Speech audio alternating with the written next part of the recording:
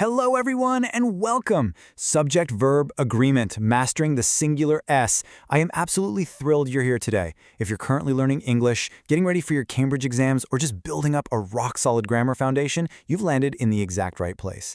Today, we're going to master one tiny little letter that honestly causes a lot of big problems, the singular S. Okay, let's dive right into this. He go or he goes. Which one is actually correct? Just take a quick guess in your head. This is literally one of the most common questions I see from students every single day, and honestly, it's completely normal to feel a bit unsure about it. Now, you might be wondering, it's just one letter, right? Does it really matter that much? Well, the S is small, but the mark is big. In fact, examiners consistently report that missing this single letter is the #1 reason students lose points on their writing tasks. So, skipping that S on your verbs can absolutely cost you some really valuable marks on exam day. Section 1. The Golden Grammar Rule. Don't worry at all, because we're going to fix this completely right now. Let's read this core rule together, nice and slow. In the simple present tense, add an S or an ES to the verb with he, she, it, and one person or thing. Let me say that just one more time so it really anchors in your mind. If your subject is he, she, it, or exactly one person or one thing, your verb absolutely must have that S at the very end. Section 2. Fixing common exam mistakes. Now, what's really interesting about this next part is how easily we can spot and fix these everyday errors. Take a look at this very common mistake. He play football. Because he is our subject, we are missing that golden rule S. But if we fix it, we get the perfect sentence. He plays football. That right there is an exam-winning S. Let's look at another one. The student write neatly. Ask yourself, how many students are we actually talking about here? The student means exactly one person. And because it's just one person, the verb absolutely needs an S. So, the totally correct sentence is, the student writes neatly. What happens if we have more than one person? They play football. Notice that there's no S on the word play. Why is that?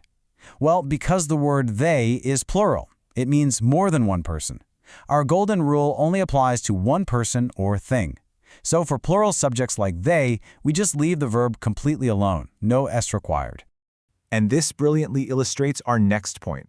Sometimes we don't just add an S, we actually need an ES. Look at this perfectly correct sentence. She watches TV. Because the base verb watch ends in a CH sound, we have to add ES to make it watches. But you know what? The logic is exactly the same. She is one person, so the verb gets that S-ending sound.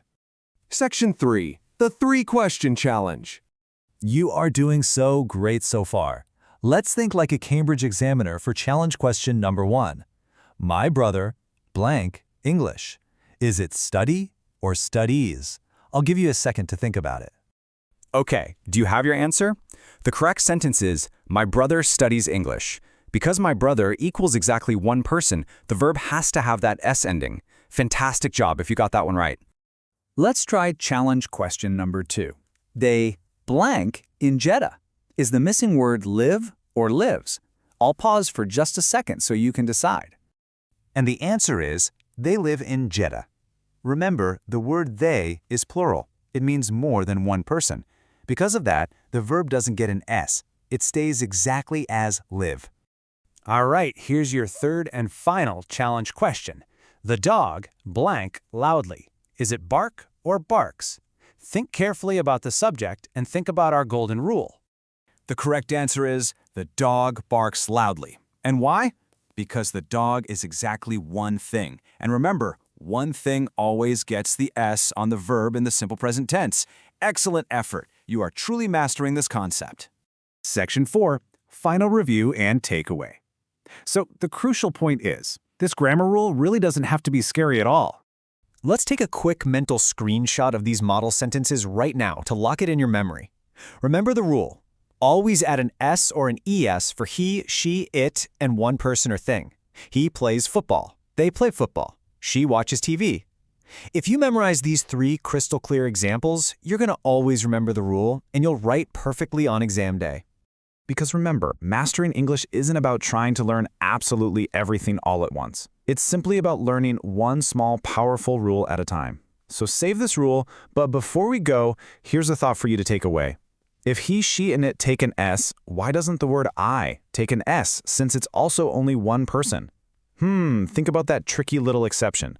Subscribe for Cambridge English in 5 minutes, and I'll see you right here in the next explainer. Keep practicing, and great job today.